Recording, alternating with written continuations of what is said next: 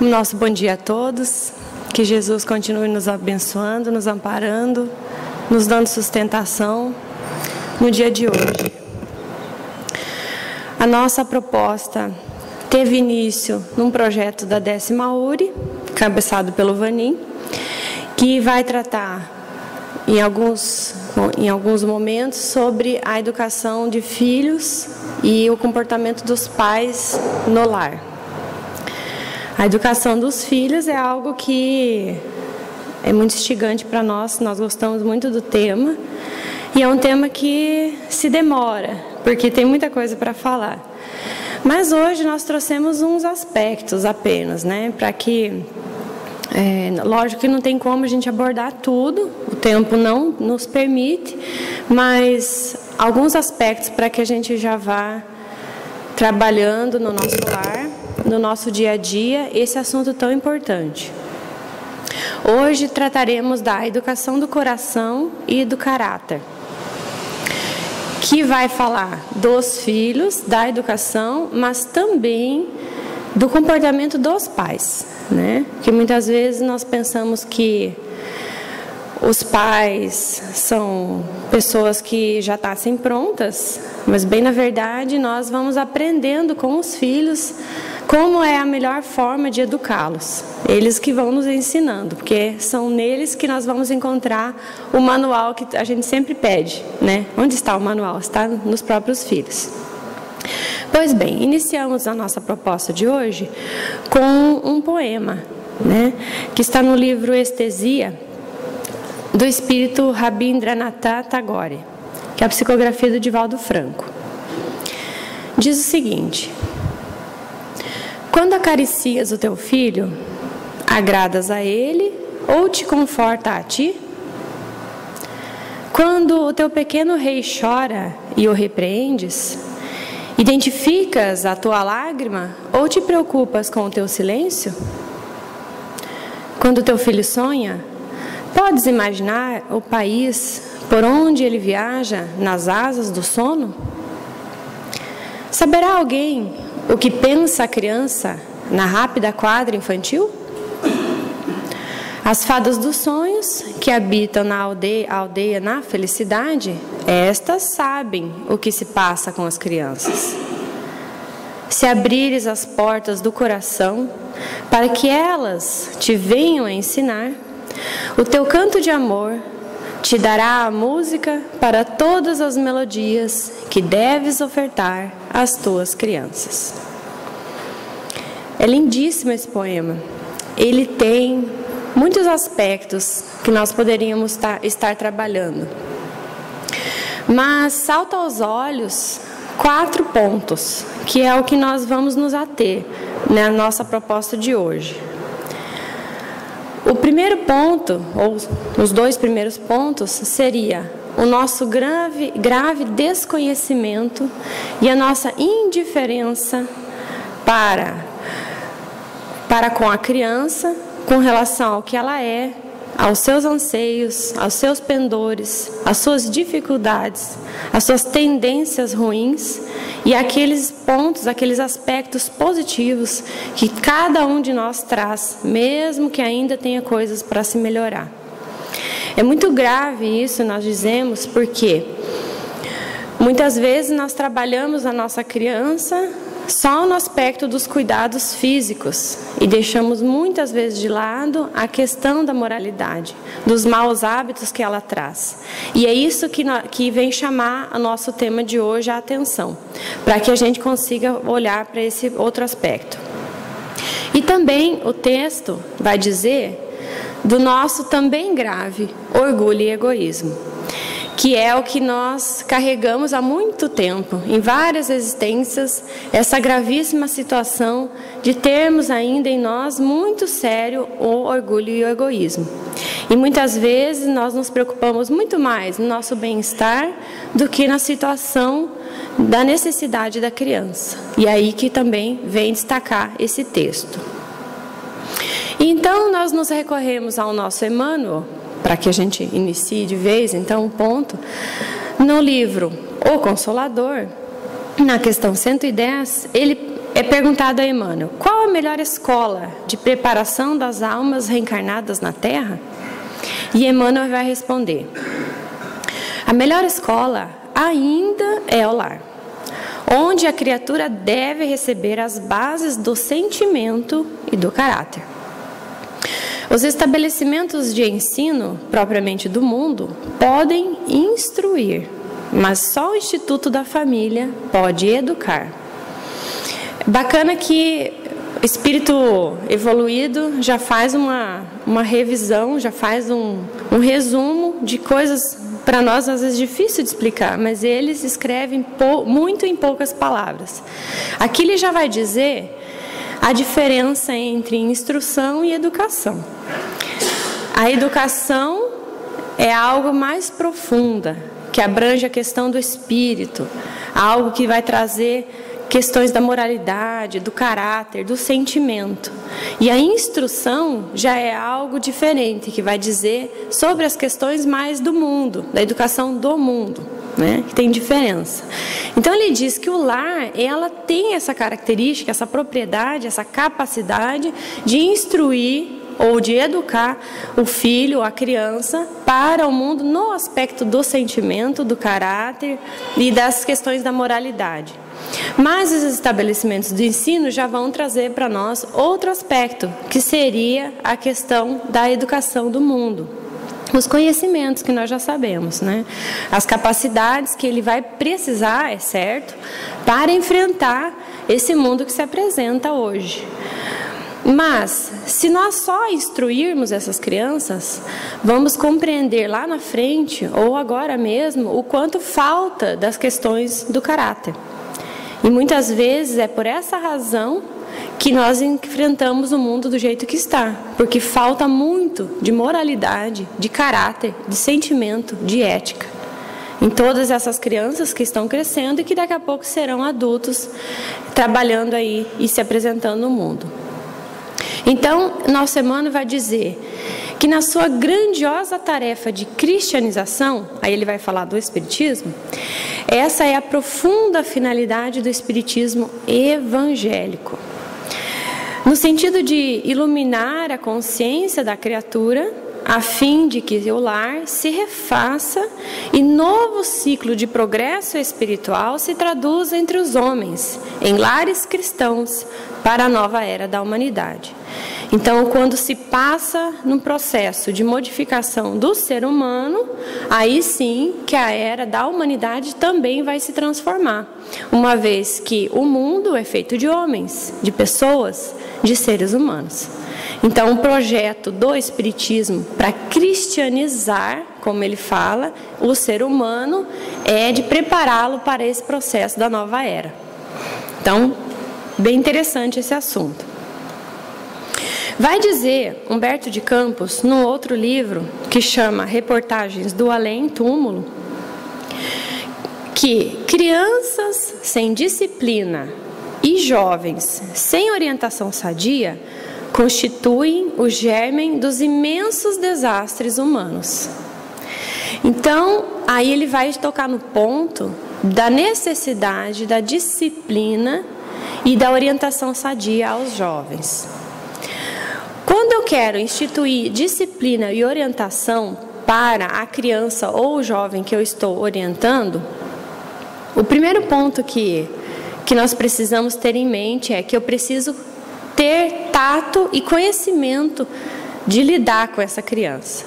Se eu não convivo com essa criança, se eu deixo ela sempre nas atividades que o mundo oferece, ou eu terceirizo o contato com essa criança, eu não tenho condições de conhecê-la. Eu não tenho condições de entender quais são os seus pendores, quais são as suas tendências e quais são os seus bons hábitos. Aí, então, a partir do ponto que eu conheço com quem eu estou lidando, ou eu pelo menos já consigo ter noção de quem eu estou lidando, eu consigo instituir, então, a disciplina e a orientação sadia. É impossível trabalhar disciplina e orientação se você não tem contato. Muitas vezes nós vemos que os pais ou os educadores, os responsáveis, transferem essa capacidade, essa tarefa intransferível para a escola. A escola não tem essa condição de educar. A escola, como foi falado, Emmanuel, ela tem a tarefa de orientar na questão da educação dos ensinos do mundo. Mas a família precisa, então, dar esse aspecto de disciplina e orientação, porque senão nós vamos ter muitos problemas desastrosos aí no mundo. Então, Walter Barcelos, continuando esse mesmo assunto, vai dizer: onde está a educação da criança que não aprendeu a seguir os bons costumes onde estiver? Que educação é essa que se preocupa única e exclusivamente com a aprendizagem intelectual e doutrina religiosa, mas não observa a conduta da criança? Muito interessante que ele acrescenta nessa colocação dele a doutrina religiosa.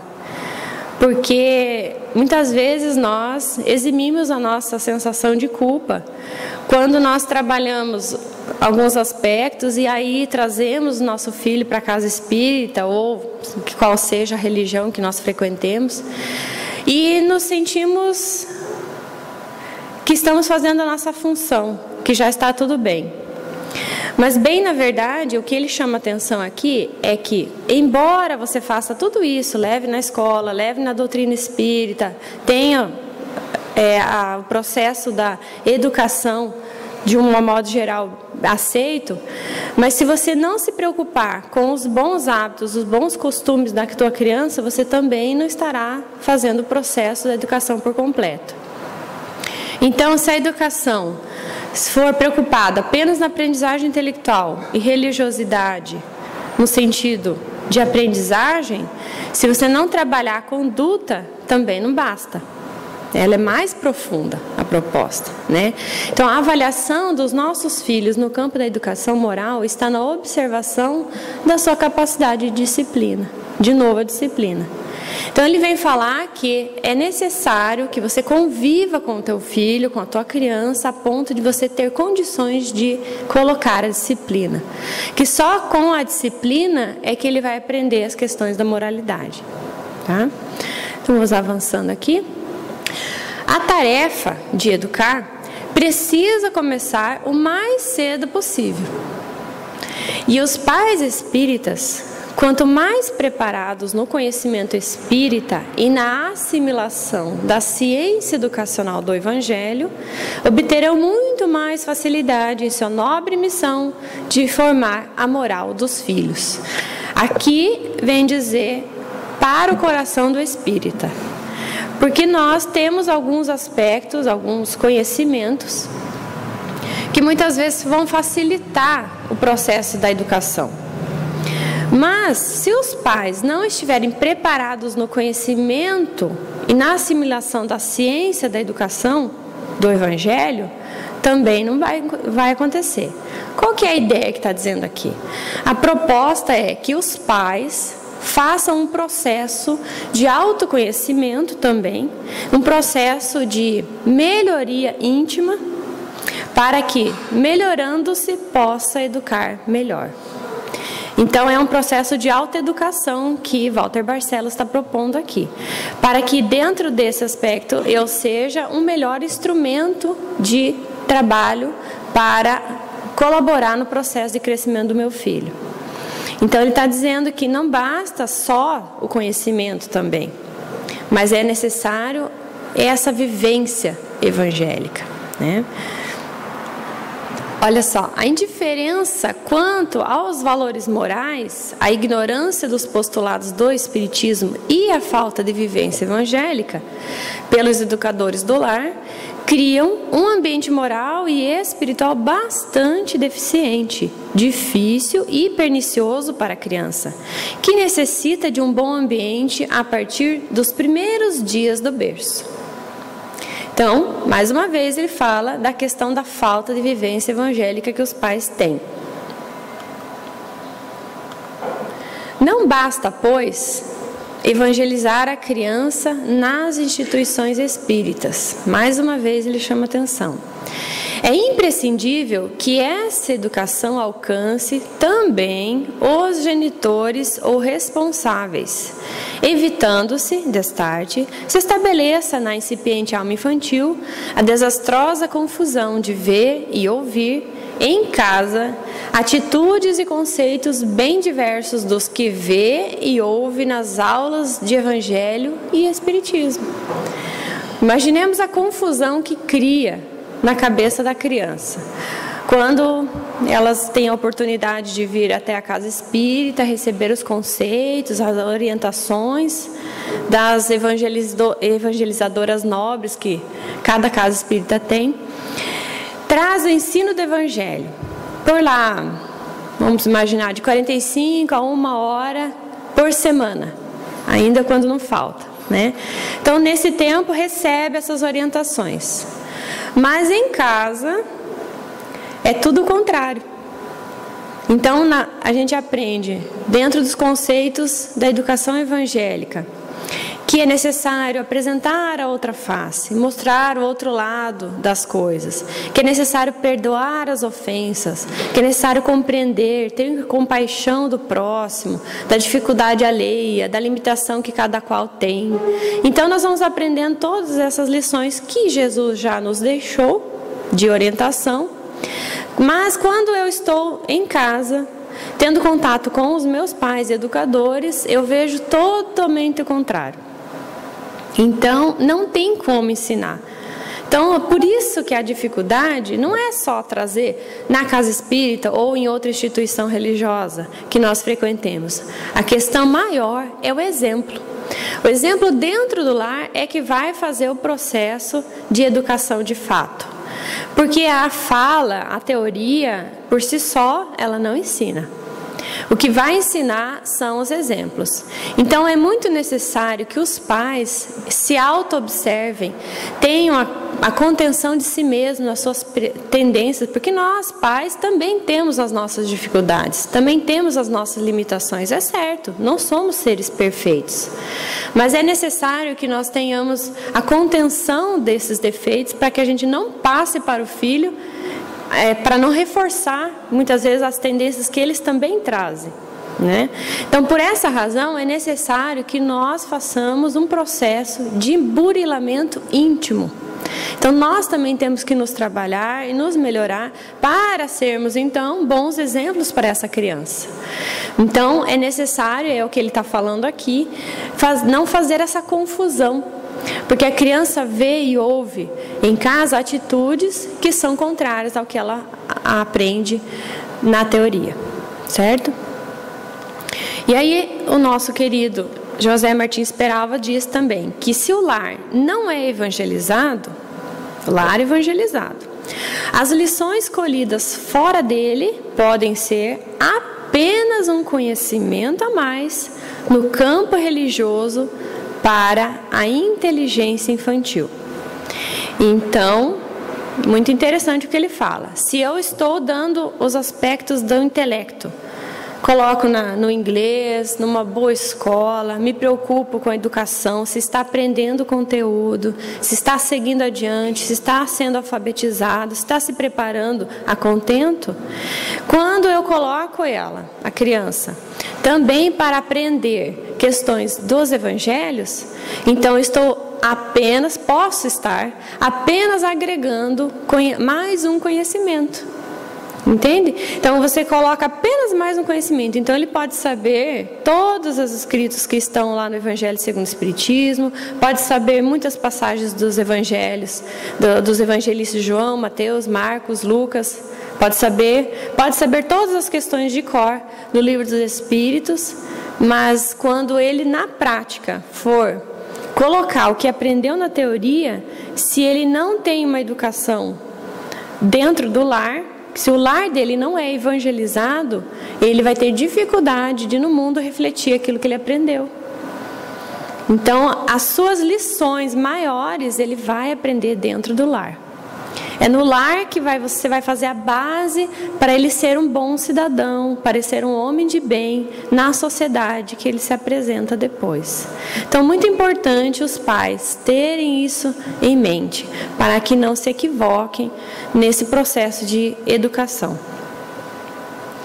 Sobre esse assunto, trouxemos aqui uma passagem que está lá no Evangelho de João, que é a conversa que Jesus teve com Nicodemos. Então, Nicodemos era um fariseu. Ele era notável pelo coração bem formado e pelos dotes da inteligência. É um grande exemplo para que a gente raciocine se as nossas crianças não estão entrando nesse processo. Certa noite, Nicodemos estava lá com os seus estudos e, ao cabo de grandes preocupações e longos raciocínios, procurou Jesus em particular. Seduzido pela magnanimidade de suas ações e pela grandeza da doutrina salvadora. Então ele chega para Jesus e diz: Mestre, bem sabemos que vindes de Deus, pois somente com a luz da assistência divina poderíeis realizar o que tendes efetuado, mostrando o sinal do céu em vossas mãos. Nicodemos consegue aqui perceber a grandeza de Jesus, né? Pelas ações que Jesus fazia, Nicodemos consegue perceber que ele só poderia vir de Deus, porque aquilo que ele fazia era tão grande, tão belo, tão honrado, que só podia ser algo divino. Então ele consegue perceber que ele tinha dentro dele a assistência divina. Mas olha só, tenho, Jesus, empregado a minha existência em interpretar a lei, mas desejava receber a vossa palavra sobre os recursos de que deverei lançar mão para conhecer o reino de Deus.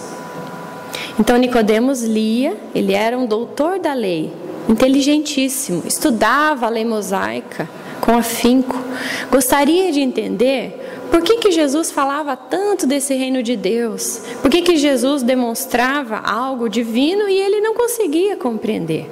E é muito interessante esse diálogo que está retratado lá no Boa Nova pelo Espírito Humberto de Campos. Então Jesus, com profunda beleza, vai responder para Nicodemos. Primeiro de tudo, Nicodemos, não basta que tenhas vivido a interpretar a lei. Antes de raciocinar sobre as suas disposições, deverias ter-lhe sentido os textos. Ele vai dizer para Nicodemos que não basta interpretar as leis, saber de cor todos os ensinamentos. Não basta você ficar só estudando. É preciso sair da letra que mata e entrar dentro do processo do Espírito. Faltava para Nicodemos essa questão de interpretação do sentimento e do coração, do caráter. Faltou para ele extrair da lei, das leis que ele interpretava tanto, o espírito, a questão transcendente, que trazia toda essa vivência para a vida prática, que colocava toda essa teoria para a vida prática. Faltou para ele. E aí Jesus vai dizer que é necessário, então, para ver o reino de Deus, renascer mais uma vez. E ele acha muito estranho. Como assim ter que renascer se nós já estamos velhos? Não compreendeu também, não conseguiu entender, dentro dos aspectos que ele estudava, da lei que ele estudava, a questão da reencarnação, do processo de retornar à vida em um novo corpo. Ele não entendeu.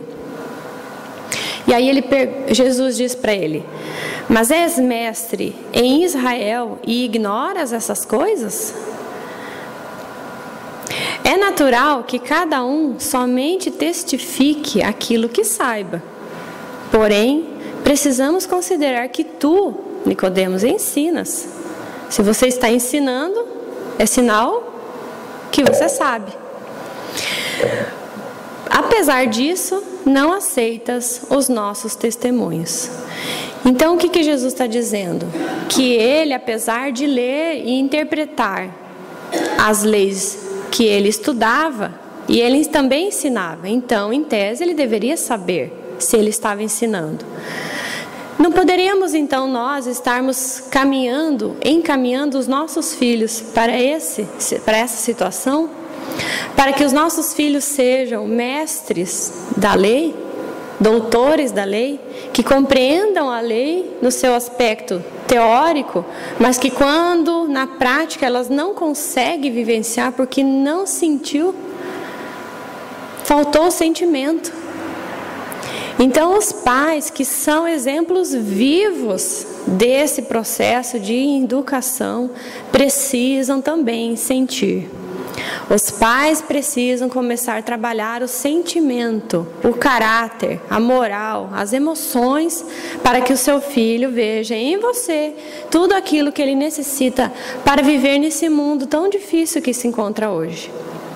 Então é um processo contínuo. Nós não vamos conseguir de uma vez apenas, né? E aí Walter Barcelos pergunta, mas por que o Evangelho de Jesus é fundamental na educação? Por quê?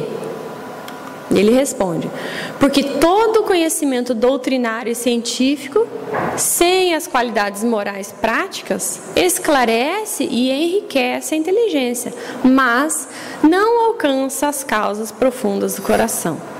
Porque Jesus, muito interessante, ele não escreveu nada, não é? Não deixou nada escrito. O que nós temos das passagens dele, quem escreveu foram os evangelistas, né? Os que seguiam Jesus. Mas ele mesmo não escreveu nada. Mas como é que nós sabemos da sua grandeza? Pelas suas ações. É dentro das ações que nós vamos educar. E Jesus já trouxe, ele era o mestre por excelência, ele era o maior pedagogo que já existiu. Então, por isso, ele traz o exemplo, trazendo para nós, mais uma vez, a lição de que nós devemos ser exemplo para aqueles que nós estamos educando. Então, bem bacana essa proposta de nós pensarmos assim. E ele vai dizer que o coração precisa muito mais de bons exemplos dos pais e não somente de ensinamento teórico. Só reforçando, né? Tudo que nós já estamos falando. Uma tarefa intransferível. Não dá para transferir para ninguém. E aí nós encontramos, mas por quê? Que nós temos então que ter processo de família? Por que é na família que nós temos que fazer a educação? Vai agora englobar outra questão que nós trouxemos lá no início. Qual seria para a sociedade o resultado do relaxamento dos laços de família? Pergunta Kardec aos espíritos superiores. E a resposta, uma recrudescência do egoísmo. Então, toda vez que nós não trabalhamos na família, porque, eu estou ouvindo aqui a exposição e estou achando muito difícil. Então, acho melhor eu ficar na minha, não vou casar não vou ter filho, mais fácil, né? Então, ele está dizendo que dentro dessa proposta, sempre que Deus cria algo para nós, perfeito como Ele é, suas questões também são perfeitas.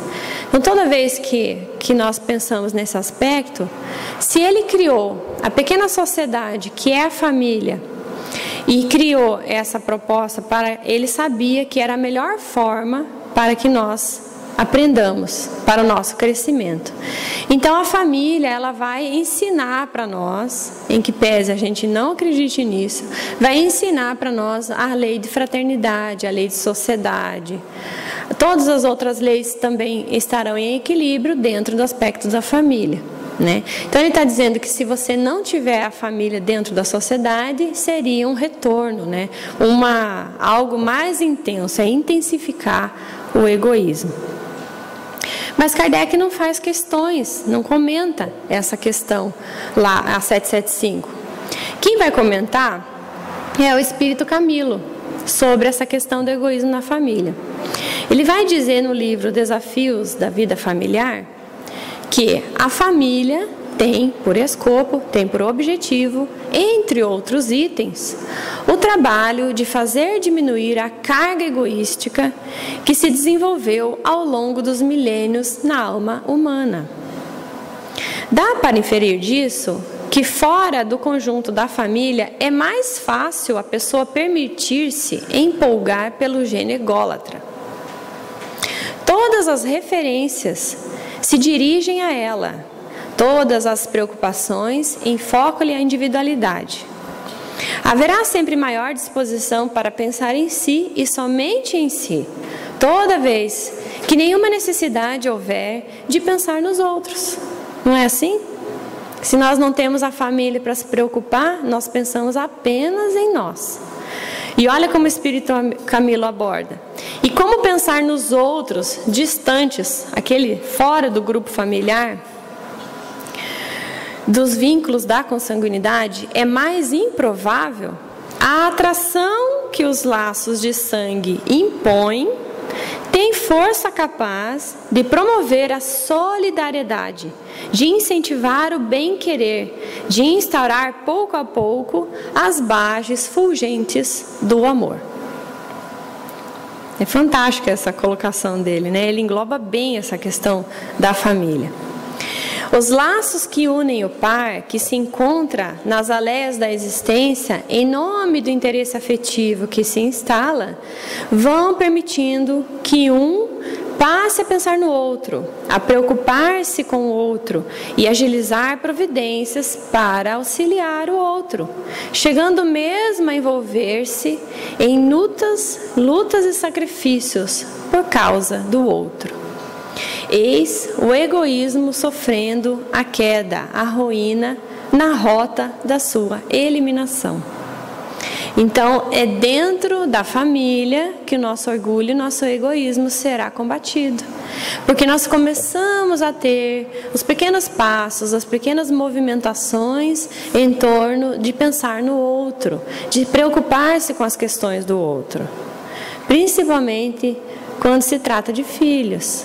Nós começamos a aprender essa questão da doação, da dedicação para o próximo. Para então, no futuro, que nós esperamos não seja tão longínquo assim, nós possamos então ter esse mesmo comportamento com a sociedade de um modo geral. Então vai ter um processo de aprendizado da fraternidade.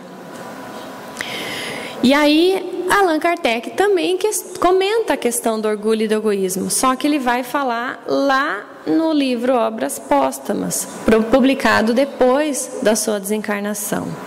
Ele vai dizer que Jesus assentou o princípio da caridade, da igualdade e da fraternidade, fazendo dele uma condição expressa para a salvação, a conditio sine qua non. Então, a caridade, igualdade e fraternidade é a condição sem a qual não haverá a salvação. Para nós espíritas, a salvação tem um outro aspecto, né? A salvação para nós é a compreensão do porquê estamos aqui. É entendermos o porquê da vida, o porquê de estarmos nessa existência, a necessidade de encontrarmos um objetivo, a necessidade da melhoria interior, né? A compreensão do porquê que nós precisamos sair desse processo de egoísmo e de orgulho. Então, ela vai, para nós, ter esse aspecto de mudança íntima, senão não tem condições. Então ele vai dizer que Jesus dizia que era necessário a caridade, a igualdade e a fraternidade para que você consiga então alcançar a salvação. No campo imenso do infinito, diz Kardec, que o Espiritismo lhe faz entrever, anula-se a sua importância capital e ele percebe que, por si só, nada vale e nada é. Que todos têm necessidade uns dos outros e que uns não são mais do que os outros, duplo golpe no seu egoísmo e no seu orgulho. Kardec fala nesse texto que nós temos hoje um processo grave de orgulho e egoísmo porque é derivado da lei de conservação, que está no capítulo 5 do Livro dos Espíritos, na terceira parte, onde ele fala da lei de conservação, que é da natureza, uma lei natural. Mas ela ficou exacerbada, ela ficou fora do prumo. E em desequilíbrio, a lei de conservação originou em nós o orgulho e o egoísmo. Então é necessário que nós possamos entrar no processo do meio, achar o ponto de equilíbrio para que então consigamos exercer a questão da caridade, da igualdade e da fraternidade. Ok? E ele vai dizer também que uma vez que haja entrado decisivamente por esse caminho, já não tendo o que os incite, o egoísmo e o orgulho se extinguirão pouco a pouco por falta de objetivo e alimento. E todas as relações sociais se modificarão sob o influxo da caridade e da fraternidade bem compreendidas. Tá? Esse é o processo para o qual caminha a humanidade. É a compreensão dessa questão da caridade e da fraternidade. E aí ele pergunta, poderá isso dar-se por efeito de brusca mudança? Será que rapidinho nós vamos conseguir eliminar esse nosso exacerbado processo de orgulho e de egoísmo? Será que nós vamos conseguir achar o caminho do meio rapidamente? E olha só, não, seria impossível. Nada se opera bruscamente em a natureza. Jamais a saúde volta de súbito a um enfermo. Entre a enfermidade e a saúde, sempre há a convalescência. Então nós podemos dizer que nós, enquanto seres buscando algo a mais, porque hoje nenhum de nós ficou em casa, né? Todos nós viemos aqui ver algo de diferente, algo de novo. O que será que nós vamos buscar quando nós saímos do nosso comodismo? Algo de diferente. Então nós já estamos despertando, é um começo de despertamento para sair desse processo da enfermidade. Então nós iremos passar pela convalescência, que é a nossa recuperação. E nesse processo teremos muitas quedas, teremos momentos de fragilidade, teremos momentos de dor, de dificuldade. Isso faz parte do processo de crescimento. Então, dentro desse processo, a convalescença, que é a recuperação, vai acontecer e nós precisamos passar por esse caminho. Então, é um processo de incentivo, para que nós tenhamos bom ânimo para enfrentar essas dificuldades, para que logo tenhamos então recuperado a saúde, né? Então é muito importante que nós tenhamos essa convicção de que tudo passa. Todas essas dificuldades que nós estamos enfrentando hoje terá um fim e nós teremos bom êxito nas nossos empreendimentos. Ele, o Espiritismo, diz Kardec, tomou o homem em meio da vida, no fogo das paixões, em plena força dos preconceitos. E se, em tais circunstâncias, operou prodígios, que não será quando tomar ao nascer, ainda virgem de todas as impressões malsãs, quando a criatura sugar com o leite da caridade e tiver a fraternidade a embalá-lo, quando, enfim, toda uma geração for educada e alimentada com ideias que a razão, desenvolvendo-se, fortalecerá em vez de falsear? Então, se para nós que muitas vezes conhecemos o Espiritismo depois de adultos, já fez tanta coisa boa na nossa vida, imaginemos se a gente desde sempre começar a educar uma criança dentro desse aspecto. Qual diferença não será? E é interessante que muitas vezes o que falta para aquela criança é a vivência mesmo. O que falta são os bons exemplos, o que falta é uma boa conversa, a paciência, o foco nas suas tendências. O que falta é isso. Não é a gente só condenar a criança dizendo que ela veio com aquela ou aquela tendência e deixar que a vida conduza. Não, é necessário que nós tenhamos um bom direcionamento para essa criança. Então, precisa dessa educação, essa geração precisa dessa educação mais orientada, né? Então, o Espiritismo vem nos ensinar o quanto de capacidade nós temos com o ensino do Evangelho.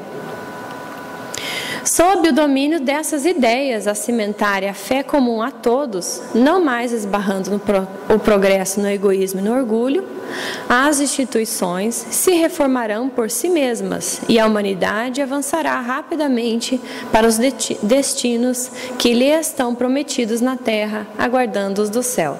Então aqui começa o processo do mundo de regeneração que tanto nós queremos.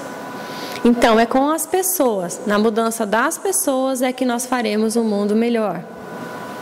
Não é, às vezes a gente se preocupa, né, deixar o mundo melhor para a criança, para o nosso filho, mas na verdade nós temos que deixar o nosso filho melhor para o mundo. Então, ele sendo um ser melhor, o mundo se melhorará e ele conseguirá viver e passar por cima de todas as suas dificuldades, todos os seus obstáculos. Que nós possamos analisar as nossas atitudes, as nossas ações, os nossos sentimentos, tudo aquilo que nós colocamos para fora e que os nossos filhos o tempo todo estão nos observando. Eu posso ser a melhor mãe, o melhor pai nas minhas ações, cuidados com a alimentação, com a escola, com a moradia, os cuidados diários, que toda criança precisa sim. Mas se esses cuidados por nós não forem colocados à dose necessária do amor e da dedicação, não adianta. Então, com o apóstolo Paulo nós finalizamos: ainda que eu falasse a língua dos homens e dos anjos, se não tivesse amor, seria como um metal que soa ou como um sino que retine.